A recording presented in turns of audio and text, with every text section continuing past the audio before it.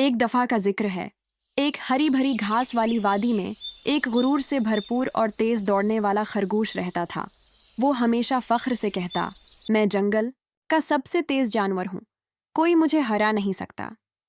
ایک دن ایک خاموش اور آہستہ چلنے والے کچھوے نے خرگوش کی شیخی سے تنگ آ کر کہا، میں تیز نہیں ہوں، لیکن مجھے یقین ہے کہ میں تمہیں دوڑ میں ہرا سکتا ہوں۔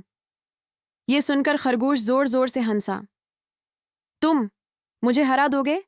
یہ تو سب سے مضحکہ خیز بات ہے جو میں نے سنی ہے۔ لیکن دوسرے جانوروں کو یہ خیال پسند آیا تو انہوں نے دوڑ کا انتظام کر دیا۔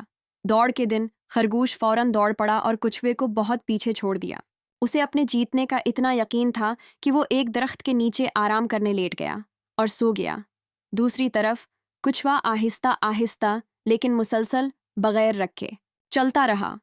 کئی گھنٹے بعد خرگوش کی آنکھ کھلی تو وہ فوراً فنش لائن کی طرف دوڑا، لیکن اسے حیرت ہوئی کہ کچھوا تو پہلے ہی وہاں پہنچ چکا تھا۔ تمام جانوروں نے کچھوے کے لیے تالیاں بجائیں اور خرگوش نے اس دن ایک اہم سبق سیکھا۔